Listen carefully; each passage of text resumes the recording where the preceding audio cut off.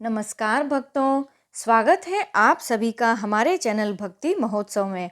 आज हम आपको बसंत पंचमी की कहानी सुनाएंगे। प्राचीन समय से ही भारत में पूरे साल को 6 मौसमों में बांटा जा रहा है, जिसमें वसंत मनचाहा मौसम रहा है, जिसमें खेतों में सोने से चमकते सरसों, आम के पेड़ पर बोर आना, फूलों पर रंग बिरंगी तितलियों का मंडराना, यह सब सुखम दृश्य वसंत के मौसम में देखने को ही मिलते हैं। प्राचीन भारत में बसंत ऋतु का स्वागत करने के लिए माघ महीने के 5वें दिन कामदेव तथा विष्णु की पूजा होती है, जिसे हम बसंत पंचमी का त्योहार कहते हैं। बसंत पंचमी का त्योहार संपूर्ण देवी सरस्वती की आराधना को समर्पित है, परंतु कुछ कहानियां और वाक्य हैं जो इस त्योहार को अन्य समुदाय के लिए इस दिन को और महत्वपूर्ण बना देते हैं। तो चलिए एक एक करके पौराणिक कथाओं और कहानियों को विस्तार पूर्वक जानते हैं। बताया जाता है कि भगवान शिव की आज्ञा से भगवान ब्रह्मा ने सृष्टि की प्रारंभिक काल में मनुष्य व जीव जंतुओं की रचना की थी।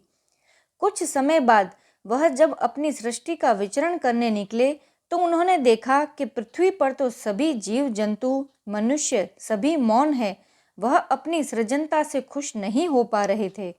उन्हें पृथ्वी पर कोई कमी लग रही थी और इस चिंता के निवारण के लिए वह भगवान विष्णु के पास पहुँचे। ब्रह्मदेव भगवान विष्णु को अपनी सारी चिंताएं बतलाते हैं। उसके बाद भगवान विष्णु उनकी सारी घटनाओं को सुनने के बाद कहते हैं कि ब्रह्मदेव, मैं आपकी इसमें कोई सहायता नहीं कर सकता, परंतु चिंता का निवारण आदि शक्ति माँ भगवती कर सकती हैं। इसके लिए हमें आदि शक्ति का आह्वान करना होगा। भगवान विष्णु के आह्वान पर आदि शक्ति माँ भगवती तुरंत ही प्रकट हो जाती हैं। माँ भगवान विष्णु से पूछती हैं कि मैं आपकी किस प्रकार से मदद कर सकती हूँ।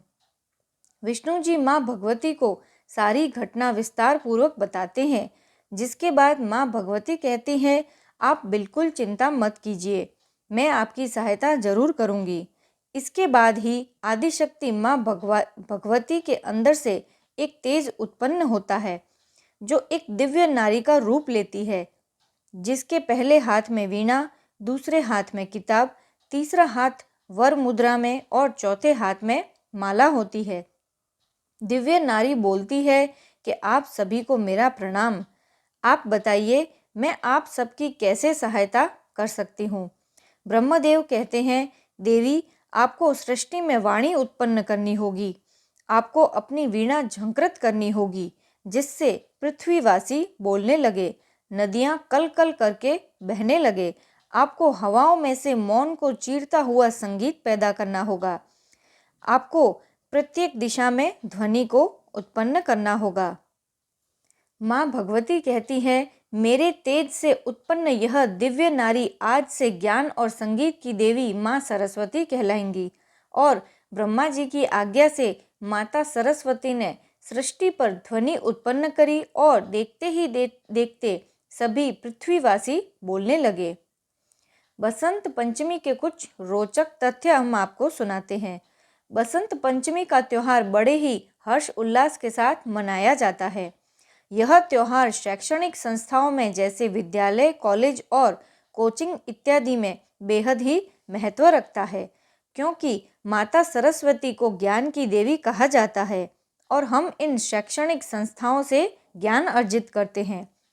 बसंत पंचमी के दिन सभी शिक्षक व विद्यार्थी विद्यालय और अन्य शैक्षणिक और व्यावसायिक दफ्तरों में रखी गई माता सरस्वती की पूजा करते हैं।